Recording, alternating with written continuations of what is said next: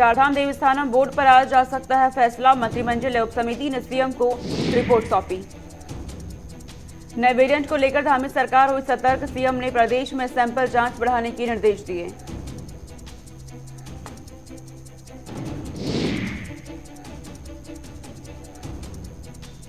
CM Dhami की तरफ से किसानों को बड़ी राहत दी गई है।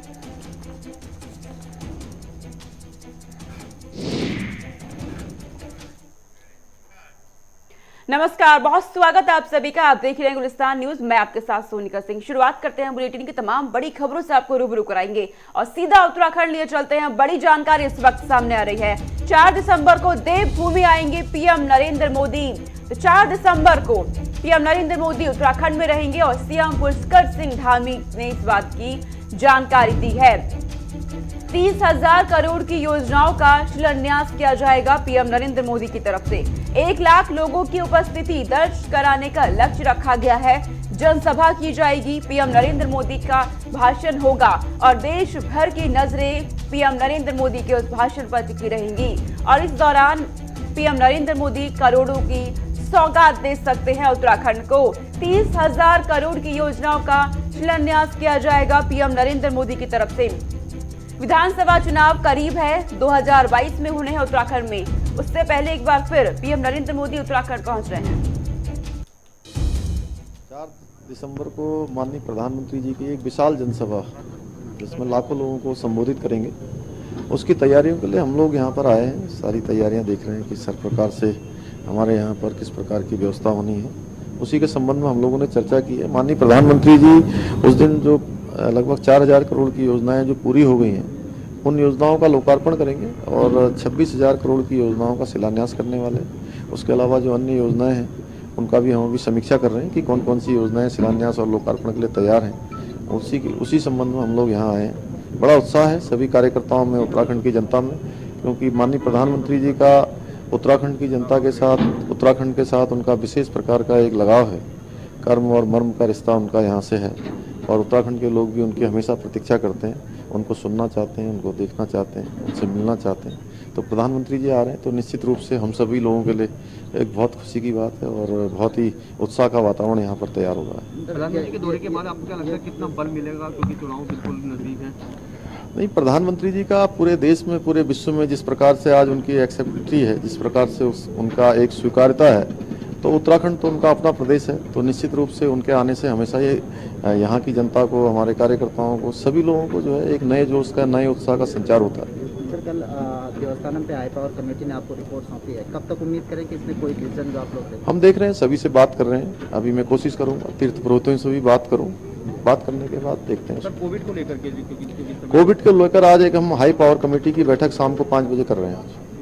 सर, आज आपका सितारगंज दौरा भी है, 13 सत्र का। लंबे समय से उस क्षेत्र में मांग थी पिछले कई वर्षों से कि सितारगंज की चीनी मिल चालू हो और आज वो चीनी मिल चालू हो रही है। उस क्षेत्र के लगभग 25,000 किसानों को सीधे सीधे उसका लाभ मिलने वाला है। 25,000 किसान परिवारों को, जिसमें हमारे सितारगंज के लोग हैं, नानकमता क्षेत्र के लोग हैं, खटीमा क्षेत्र के लोग हैं, किच्छा क्षेत्र के लोग हैं और बहुत बड़ा क्षेत्र उससे कवर होने वाला है। और इन किसानों को अपना गन्ना जो है सस्ते दामों में देना पड़ता था, उन पे उठाने में दिक्कत होती थी, पेड़ी में देना पड़ता था। अब उस सब समस्या से इस मिल के चालू होने से निश्चित रूप से बहुत बड़ा लाभ। इसी खबर पर ज्यादा जानकारी के साथ संवाददाता धनराज गर्ग मेरे साथ जुड़ गए हैं। सीधा रुख करेंगे। धनराज, पीएम नरेंद्र मोदी एक बार फिर उत्तराखंड पहुंच रहे हैं, कितना महत्वपूर्ण इस बार हो जाता है उनका उत्तराखंड पहुंचना, क्योंकि विधानसभा चुनाव अब बेहद करीब है? सोनिका, बिल्कुल जिस तरीके से उत्तराखंड में 2022 का चुनाव नजदीक आ रहा है, तो चुनावी रैलियां हैं या फिर राष्ट्रीय नेता है बीजेपी को लगातार उत्तराखंड आ रहे हैं। हाल ही में आपने देखा होगा कि जेपी नड्डा राष्ट्रीय अध्यक्ष उत्तराखंड आए थे और उसके बाद अमित शाह उत्तराखंड आए थे और नरेंद्र मोदी प्रधानमंत्री भी उत्तराखंड आ चुके हैं। वहीं अब एक बार फिर 4 दिसंबर को, यानी कि 4 दिसंबर को प्रधानमंत्री नरेंद्र मोदी उत्तराखंड की धरती पर होंगे और देहरादून के परेड ग्राउंड में बड़े तो उनका स्वागत भी किया जाएगा और साफ तौर पर कहीं ना कहीं वो एक जनसभा को संबोधित करते हुए नजर आएंगे। हालांकि जिस तरीके से मुख्यमंत्री पुष्कर सिंह धामी ने जानकारी दी है कि वो जब उत्तराखंड पहुंचेंगे तो 30,000 करोड़ की जो योजनाएं हैं उनका शिलान्यास करेंगे और कहीं ना कहीं जो योजनाएं हैं उसमें साफ तौर पर देखने में आ रहा है जो विकास की योजनाएं हैं, यानी कि सड़कों की योजनाएं हैं, पेयजल की योजनाएं हैं, अन्य कई तरह की योजनाएं उसमें शामिल हैं और सभी का वो शिलान्यास यहाँ पर करेंगे और उसके बाद वो कहीं ना कहीं उत्तराखंड देहरादून के परेड ग्राउंड से गरजेंगे और जनता को संबोधित करेंगे। वहीं जिस तरीके से देखा जा रहा है कि उत्साह बड़ा ही कार्यकर्ताओं में देखने को मिल रहा है, क्योंकि जब भी प्रधानमंत्री उत्तराखंड आते हैं तो कहीं ना कहीं एक नई योजनाएं, नई घोषणाएं वो उत्तराखंड करके जाते हैं, तो सबकी निगाहें इस समय प्रधानमंत्री के भाषण पे टिकी होंगी सोनिका। और जिस तरीके से देखा जाए कि प्रधानमंत्री जब उत्तराखंड पहुंचेंगे तो कहीं ना कहीं जो कहा जा सकता है कि जिस तरीके से उत्साह बढ़ने का काम एक वो कार्यकर्ताओं में यहाँ पर करेंगे। धनराज, ये जानकारी भी दीजिएगा, 2017 का अगर हम जिक्र करें, कई सीटें रह गई थी जिसपे बीजेपी जीतने से रह गई थी, क्या उन सीटों को लेकर के भी पीएम नरेंद्र मोदी कार्यकर्ताओं को मंत्र दे सकते हैं? जी बिल्कुल सोनिका, ये लाजमी है कि जिस तरीके से 2017 में जब चुनाव हुआ तो कहीं ना कहीं कुछ चीजें ऐसी रह गई थी कि जो बीजेपी के लिए मुश्किलें खड़ी कर सकती थी, तो कहीं ना कहीं जो अब चुनाव होगा 2022 का चुनाव होगा तो कहीं ना कहीं उसके लिए जो बीजेपी ने पूरी कमर कस ली है और प्रधानमंत्री नरेंद्र मोदी कहीं ना कहीं उस चुनाव को लेकर भी यहाँ पर सभी कार्यकर्ताओं को मंत्र देते हुए नजर आ सकते हैं, क्योंकि प्रधानमंत्री कहीं ना कहीं मुख्यमंत्री पुष्कर सिंह धामी से यहाँ पर मुलाकात करेंगे, सभी कैबिनेट मंत्रियों से भी मुलाकात उनकी हो सकती है और साथ ही कार्यकर्ताओं से भी उनकी मुलाकात जरूर होगी। तो कहीं ना कहीं उसमें लगता है कि जो 2022 का चुनाव है उससे पहले प्रधानमंत्री जी का उत्तराखंड आना एक अहम बात हो जाती है और कहीं ना कहीं जो मंत्र है जीत का वो इस बार उत्तराखंड को देकर जाएंगे, क्योंकि सोनिका आपको बता दें कि जो उत्तराखंड का इतिहास रहा है वो यही है कि एक बार बीजेपी की सरकार आती है तो एक बार कांग्रेस की सरकार आती है, लेकिन इस बार कहीं ना कहीं इतिहास बदलने के लिए प्रधानमंत्री नरेंद्र मोदी ने कमान संभाली है। बहुत शुक्रिया हमारे साथ जुड़ने के लिए, तमाम जानकारी पहुंचाने के लिए। आगे रुक करते हैं, चारधाम देवस्थानम बोर्ड पर आज फैसला आ सकता है, ये बड़ी जानकारी इस वक्त सामने आ रही है। मंत्रिमंडल उप समिति ने सीएम को रिपोर्ट सौंप दी है और कहा जा रहा है कि आज फैसला आ सकता है। उप समिति ने देवस्थानम बोर्ड भंग करने की सिफारिश की है, ये सूत्रों के हवाले से बड़ी जानकारी मिली है। सरकार पर सियासी और चुनावी दबाव बढ़ चुका है। उत्तराखंड सरकार पर फिलहाल राजनीतिक पार्टियों की तरफ से भी दबाव बनाया जा रहा है। चुनाव बेहद करीब है, 2022 में होने हैं, वो दबाव बन रहा है सरकार पर। तो देवस्थानम बोर्ड का मुद्दा लगातार उत्तराखंड में उठाया जा रहा है। तीर्थ पुरोहित लगातार मांग कर रहे हैं, प्रदर्शन किए जा रहे हैं। धनराज गर्ग मेरे साथ एक बार फिर से जुड़ गए हैं तमाम जानकारी के साथ। धनराज, देवस्थानम बोर्ड का मुद्दा जो लगातार उत्तराखंड में उठाया जा रहा है, विपक्षी पार्टियां भी हावी हैं इस मुद्दे को लेकर, दूसरी ओर तीर्थ पुरोहित जो लगातार सरकार से नाराज चल रहे हैं और आज फैसला आ सकता है, क्या अपडेट आपके पास?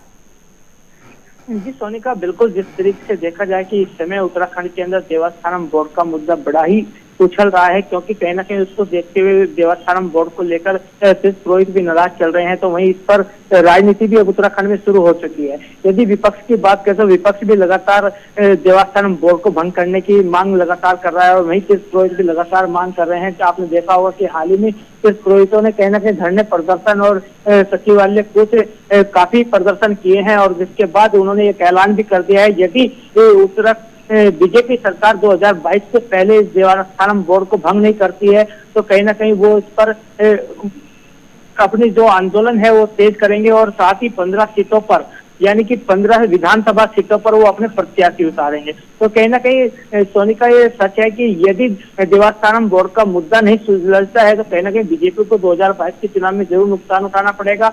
हालांकि बताया जा रहा है, जो सूत्रों के हवाले से खबर आ रही है कि जो उप समिति बनाई गई थी देवस्थानम बोर्ड के लिए, उसने अपनी रिपोर्ट 89 पन्नों की मुख्यमंत्री पुष्कर सिंह धामी को सौंप दी है और अब देखने वाली बात है कि आज जो अल्टीमेटम सरकार ने दिया था कि 30 तारीख तक कहीं ना कहीं देवस्थानम बोर्ड पर फैसला कर दिया जाएगा, आज वो फैसला आने की उम्मीद पूरी लगी हुई है और उस पर कहीं ना कहीं नजर सभी जो तीर्थ पुरोहित उनकी नजर भी टिकी हुई है और जनता की नजर भी टिकी हुई है कि क्या देवस्थानम बोर्ड को सरकार भंग करेगी या नहीं करेगी। ये तो आने वाला समय बताएगा, क्योंकि जब समिति की तरफ से साफ तौर पर कहा गया है कि कहीं ना कहीं देवस्थानम बोर्ड को भंग करने की बात सबकी टिकी रहेंगी, खासकर तीर्थ पुरोहितों की। आप भी नजर बनाए रखिएगा, आपसे अपडेट हम लेते रहेंगे। फिलहाल बहुत शुक्रिया हमारे साथ जुड़ने के लिए, तमाम जानकारी पहुंचाने के लिए। आगे रुक करते हैं, नया वेरिएंट जिसे लेकर के धामी सरकार अब सतर्क हो गई है। तो नया वेरिएंट कोरोना वायरस का धीरे धीरे पैर पसारने लगा है, जो अलग अलग देशों में फिलहाल। अब सीएम धामी प्रदेश में सैंपल जांच बढ़ाने के निर्देश दिए उनकी तरफ से। घर घर जाकर कोविड के टीके लगाए, ये कहा गया है सीएम धामी की तरफ से। माइक्रो कंटेनमेंट जोन बनाकर निगरानी की जाए, सीएम धामी की तरफ से सख्त निर्देश दे दिए गए हैं। एयरपोर्ट पर सख्ती, बॉर्डर पर, रेलवे स्टेशन पर आरटीपीसीआर की जांच हो। तो सख्त गाइडलाइन भी जारी की गई है सीएम धामी की ओर से और कहा गया है कि रेलवे स्टेशन पर आरटीपीसीआर की जांच की जाए और बॉर्डर्स पर सख्ती बरतने के निर्देश दिए गए हैं सीएम धामी की ओर से। दरअसल नया वेरिएंट ओमिक्रॉन फिलहाल दक्षिण अफ्रीका से फैला है। अलग अलग देशों में फिलहाल इसके केसेस सामने आ रहे हैं। भारत का जिक्र करें, हालात फिलहाल सामान्य हैं, लेकिन राज्य सरकारें, केंद्र सरकार मिलकर के तमाम कोशिशें कर रही हैं कि एक बार फिर से हालात पहले की तरह ना हो जाए। इसके लिए उत्तराखंड की सीएम की ओर से कदम उठाने की शुरुआत हो गई है।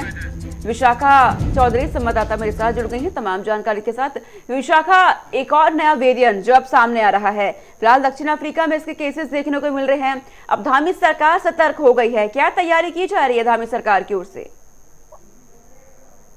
जी बिल्कुल सोनिका, देखिए जिस तरह से इस वेरिएंट को लेकर फिलहाल यूरोपीय देशों में कहीं ना कहीं खलबली मची है और वापस जो पूरा यूरोप है वो एक तरीके से पांचवी लहर यूरोपीय देशों में उसका सामना कर रहा है। और जाहिर तौर पर क्योंकि कई ऐसे स्टेट हैं जिसमें उत्तराखंड भी उस लिस्ट में शामिल है, जिसमें एक ही जगह पर कहीं सारे केसेस या फिर कहीं कोरोना विस्फोट देखने को मिले, चाहे वो उत्तराखंड में बहुत माइनर केसेस 10 से 11 केसेस जो मिले हैं आईएफएस ऑफिसर्स के उनके रूप में है। लेकिन जिस तरह से राज्य सरकार को कहीं ना कहीं जो फैसले राज्य सरकार की तरफ से लिए गए हैं या कदम जो मुख्यमंत्री धामी की तरफ से फिलहाल उठाए जा रहे हैं, उन कदम को उठाने की और बहुत सख्ती से उठाने की फिलहाल जरूरत है।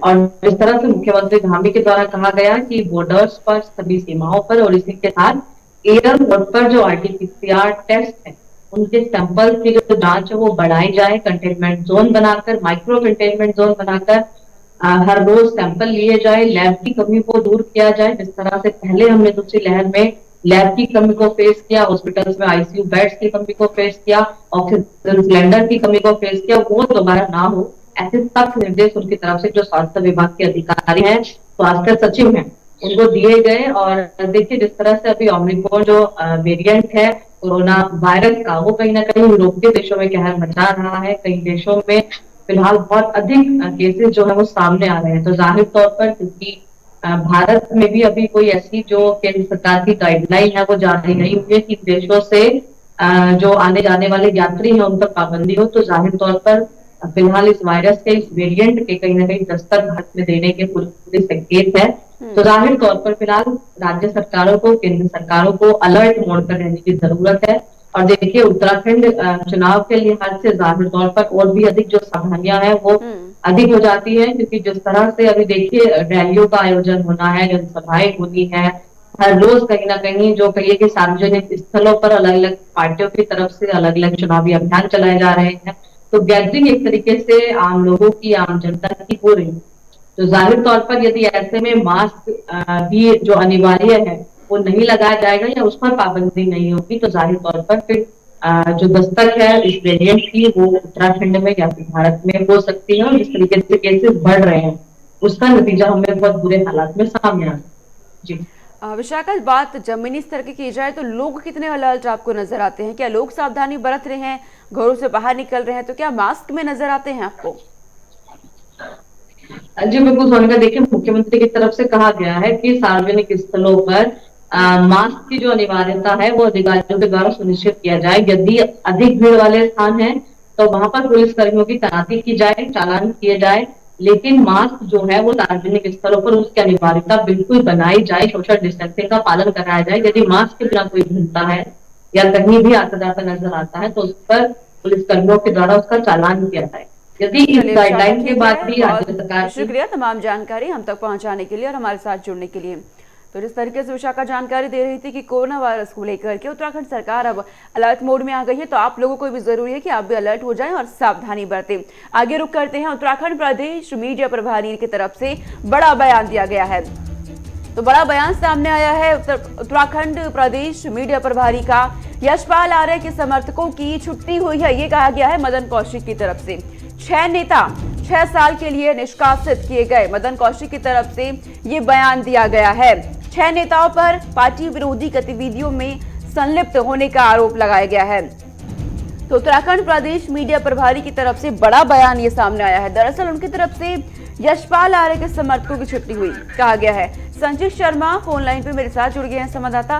संचित, उत्तराखंड प्रदेश प्रभारी की ओर से बड़ा बयान सामने आता है, उनकी तरफ से कहा गया है कि 6 नेता 6 साल के लिए निष्कासित किए गए हैं, क्या जानकारी आपके पास?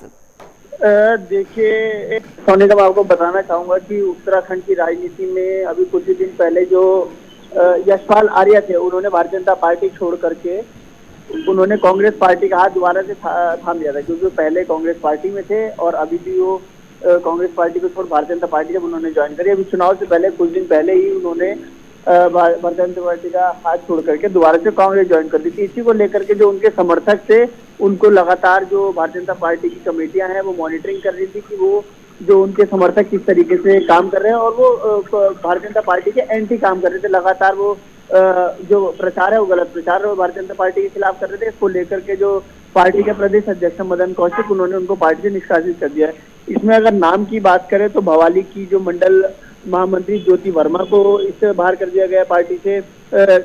भाजपा युवा मोर्चा के मंडल अध्यक्ष रवि कुमार को इससे बाहर कर दिया गया है। मीडिया प्रभारी जो भवाली के थे अनुभव कुमार, उनको भी पार्टी से बाहर कर दिया गया है। साथ ही साथ मैं आपको बताना चाहूंगा, नैनीताल मंडल के जो महामंत्री थे उनको भी इससे बाहर कर दिया गया है। साथ ही साथ भीमताल ब्लॉक प्रमुख जो थे हरीश विश, उनको भी इससे बाहर कर दिया गया। तो अंदाजा लगा सकते हैं कि इन सब नेताओं को चुनाव से पहले पार्टी से बाहर करने का जो निर्णय पार्टी ने लिया है, कहीं ना कहीं इसका जो फायदा पार्टी को भी मिलेगा, लेकिन अगर ये पार्टी में रहते तो कहीं ना कहीं पार्टी की जो छवि है उसको धूमिल करने का काम कर रहे थे। इसको लेकर के ये निर्णय लिया गया है। समझा तो क्या संचित ये माना जाए कि आगामी चुनाव को देखते हुए मदन कौशिक पूरी तरीके से एक्टिव मोड में है? देखिए, भारतीय जनता पार्टी की बात करें तो भारतीय जनता पार्टी लगातार ये दावा करती है कि उनकी पार्टी लगातार हर साल चुनावी मोड में ही रहती है। साथ ही साथ उनकी पार्टी इतनी बड़ी है कि अलग अलग प्रदेशों में उनकी पार्टी के चुनाव चलते रहते हैं, तो उनके पार्टी के कार्यकर्ता हमेशा चुनावी मोड में रहते हैं। तो उसके लिए कोई आम बात नहीं है। ऐसे बयान खुद मदन कौशिक देते हुए नजर आते हैं, पार्टी के जो प्रधानमंत्री है नरेंद्र मोदी, वो देते हुए नजर आते हैं। तो कहीं ना कहीं आप देखिए इस तरीके के जो बयानात हमें सुनने के लिए मिलते हैं, तो कहीं ना कहीं मदन कौशिक की अगर बात करें तो उत्तराखंड में काफी एक्टिव रहते हैं, क्योंकि प्रदेश की कमान प्रदेश अध्यक्ष के तौर पर उनके हाथ में है और तमाम बड़ी जिम्मेदारी चुनाव को जीतने से लेकर के रहती है और सारी जिम्मेदारी उनको उनकी बनती है। तो उसी चीज को लेकर के आप देखिए कि लगातार मदन कौशिक अलग अलग जिलों में जो कमेटियां गई, बहुत शुक्रिया हमारे साथ जुड़ने के लिए, तमाम जानकारी हम तक पहुंचाने के लिए। तो आगे रुक करते हैं, कोरोना को लेकर के पुलिस प्रशासन में हड़कंप मच गया है। बड़ी जानकारी है कि पुलिस कर्मियों का कोविड एंटीजन टेस्ट होगा, यह डीजीपी की तरफ से कहा गया है। उत्तराखंड डीजीपी ने अब नए निर्देश दे दिए हैं उनकी तरफ से। राष्ट्रपति की वीआईपी ड्यूटी में लगे 7 पुलिसकर्मी कोरोना संक्रमित पाए गए हैं, जिसके बाद पुलिस विभाग में हड़कंप मचा हुआ है। दरअसल ऋषिकेश में राष्ट्रपति रामनाथ कोविंद की वीआईपी ड्यूटी में लगे 7 पुलिसकर्मियों के कोरोना संक्रमित मिलने के बाद पुलिस महकमे में हड़कंप मच गया है। डीजीपी अशोक कुमार ने प्रदेश के सभी पुलिसकर्मियों के कोविड एंटीजन टेस्ट कराने के निर्देश दिए हैं। तो पुलिस विभाग में हड़कंप इस वक्त मचा हुआ है, जिस तरीके से पुलिसकर्मी कोरोना संक्रमित पाए गए हैं। तो किसी तरह की लापरवाही ना हो जाए, केसेस आगे ना बढ़ जाए, इसके लिए पहले से ही सावधानी बरतते हुए डीजीपी की ओर से आदेश दिया गया है कि सभी का एंटीजन टेस्ट कराया जाए। और जिस तरीके से जानकारी सामने आई है तो पुलिस विभाग भी अलर्ट मोड में है।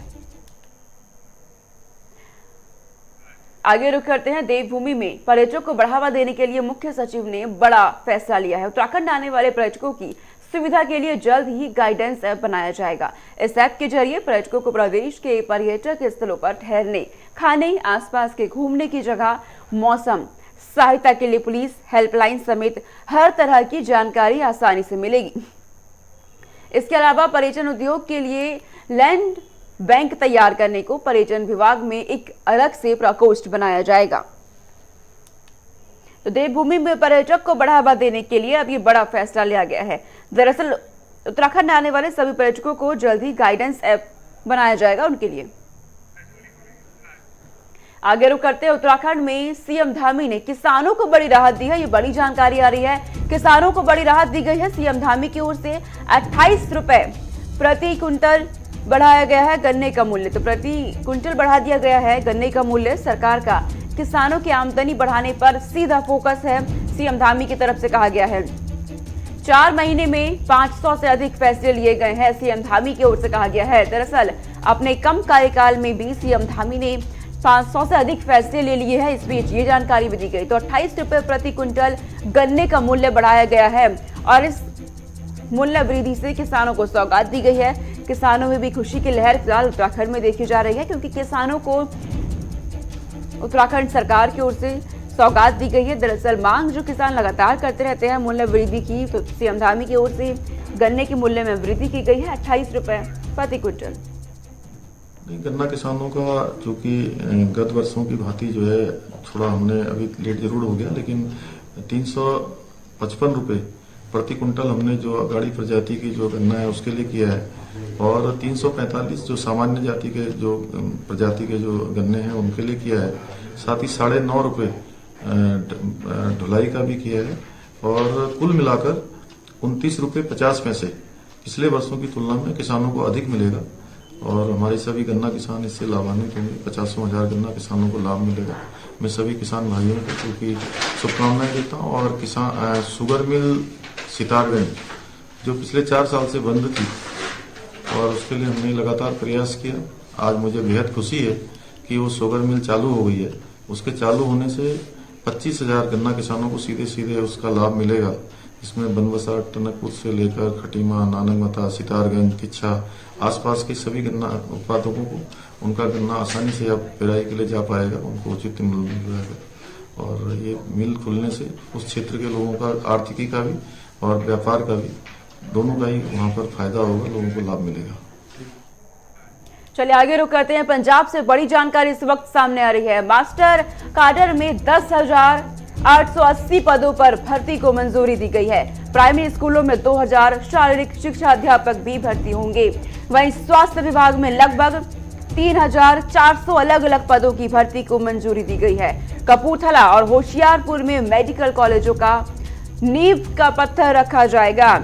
स्वास्थ्य संभाल प्रणाली को और मजबूत करने में पंजाब सरकार लगी है।